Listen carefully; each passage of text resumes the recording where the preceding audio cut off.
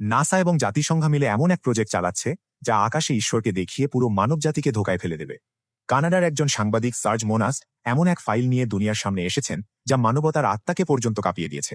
তিনি দাবি করেছেন যে নাসা এবং জাতিসংঘ মিলে একটি গোপন পরিকল্পনা চালাচ্ছে, এমন এক প্রজেক্ট যা মানুষের মস্তিষ্ক, তার বিশ্বাস এবং ঈশ্বরের প্রতি তার আস্থাকে ভেঙে চুরমার করে দেবে। তিনি বলেছেন এই পরিকল্পনার নাম হল প্রজেক্ট ব্লু বিম এবং এর মাধ্যমে আকাশকেই মানুষের বিরুদ্ধে হাতিয়ার হিসেবে ব্যবহার করা হবে। সার্জ মোনাস্ট দুনিয়াকে সতর্ক করেছিলেন, কিন্তু কয়েক বছর পর তিনি রহস্যজনক পরিস্থিতিতে মারা যান, আর তখন থেকেই তার বলা কথাগুলো আজ এক এক করে সত্যি হতে দেখা যাচ্ছে। একসময় আকাশ ছিল শুধু মেঘের ঘর, এখন সেই আকাশই কোনো খেলার ময়দান হতে চলেছে। বিশ্বের সবচেয়ে ক্ষমতাধর ব্যক্তিরা এমন এক পরিকল্পনা নিয়ে কাজ করছেন যার নাম প্রজেক্ট ব্লু বিম।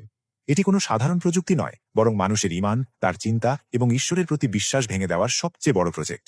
পুরানো গ্রন্থ, প্রত্নতত্ত্ব এবং ইতিহাসকে এমনভাবে বিকৃত করা হবে যে মানুষ তাদের রবের প্রতি সন্দেহ করতে শুরু করবে। দ্বিতীয় ধাপ, আকাশে অলৌকিক ঘটনা। নাসা এবং গোপন সংস্থাগুলো উপগ্রহের মাধ্যমে আকাশে ত্রিমাত্রিক হোলোগ্রাম দেখাবে। মনে হবে যেন প্রতিটি ধর্মের ত্রাণকর্তা ফিরে এসেছেন। কোথাও যীশুখ্রিস্ট, কোথাও কৃষ্ণ, কোথাও বুদ্ধকে দেখা যাবে। তখন মানুষ সত্য আর ধোঁকার মধ্যে পার্থক্য করতে পারবে না। চতুর্থ ধাপ, মিথ্যা কিয়ামত বা ধ্বংসের দৃশ্য। আকাশে যুদ্ধের দৃশ্য, ইউএফও, এলিয়েনদের হামলা এবং তারপর একটি বৈশ্বিক সংকট তৈরি করা হবে। মানুষ ভয়ে এক স্বরে বলবে, আমাদের একটি বিশ্ব সরকার প্রয়োজন, একজন নেতারই প্রয়োজন। আর সেখান থেকেই শুরু হবে দ্য নিউ ওয়ার্ল্ড অর্ডার, যেখানে মানুষের স্বাধীনতা, চিন্তা এবং বিশ্বাস সবই একটি সিস্টেমের নিয়ন্ত্রণে থাকবে। কিন্তু প্রশ্ন হল, এটি কি শুধুই একটি তত্ত্ব নাকি বাস্তবতা? কেন আজ প্রতিটি দেশে ডিজিটাল আইডি, মাইক্রোচিপ, এআই নজরদানি এবং ফেক নিউজ সিমুলেশন নিয়ে কাজ হচ্ছে? এটি কি সেই ব্লু বিমের শুরু? বলা হয়, যখন আকাশ কথা বলতে শুরু করবে তখন মানুষকে নিজের হৃদয়কে প্রশ্ন করতে হবে যে এটি কি ঈশ্বর নাকি কোনো ধোঁকা। প্রতিটি দিন আপনি যা দেখছেন তা সেই বড় প্রস্তুতির অংশ। এটি এমন এক নতুন সিস্টেম যেখানে মানুষের স্বাধীনতা শেষ করে দেওয়া হবে এবং তার জায়গা নেবে নিয়ন্ত্রণ। এটি সেই চিহ্ন, মার্ক অফ দ্য বিস্ট, যা প্রতিটি মানুষকে দেওয়া হবে যাতে তারা সিস্টেমের অংশ হতে পারে। যারা এটি প্রত্যাখ্যান করবে তারা কেনাবেচা করতে পারবে না, ব্যাংক অ্যাকাউন্ট বন্ধ করে দেওয়া হবে, কার্ড কাজ করবে না এবং নগদ টাকা ধীরে ধীরে মিটিয়ে দেওয়া হবে। কারণ আগামী বছরগুলোতে সব টাকা ডিজিটাল হয়ে যাবে।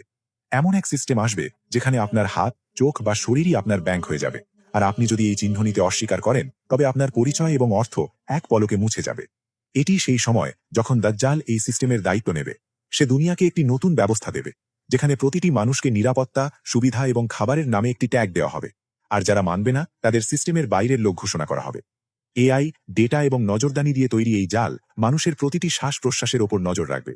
আপনার স্মার্টফোন থেকে ঘর পর্যন্ত সবকিছু সেই কেন্দ্রীয় কম্পিউটারের সাথে যুক্ত থাকবে, যা ঠিক করবে আপনি কি ভাববেন, কি কিনবেন এবং কি খাবেন।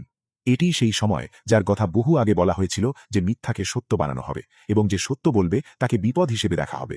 তাই এখন প্রস্তুতির সময়। যদি আপনি সত্য বুঝতে পারেন তবে শহর থেকে দূরে থাকুন। যখন সিস্টেম অচল হবে শহরগুলো সবার আগে বন্ধ হবে।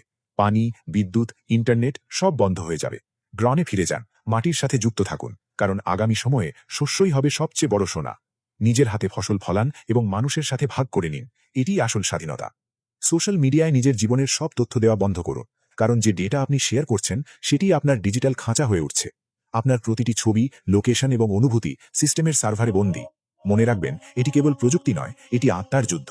যখন ব্যাংক বন্ধ হবে, টাকা ডিজিটাল হবে এবং মানুষ কেবল একটি নম্বর হয়ে যাবে, তখন আসল ইমানের পরিচয় হবে। যে দাজ্জালের এই চিহ্ন প্রত্যাখ্যান করবে সে হয়তো ক্ষুধার্ত থাকবে কিন্তু স্বাধীন থাকবে। সে একা হলেও তার হৃদয়ে আলোতে ভর্তি থাকবে, কারণ সে ক্ষুধার পথ বেছে নিয়েছে।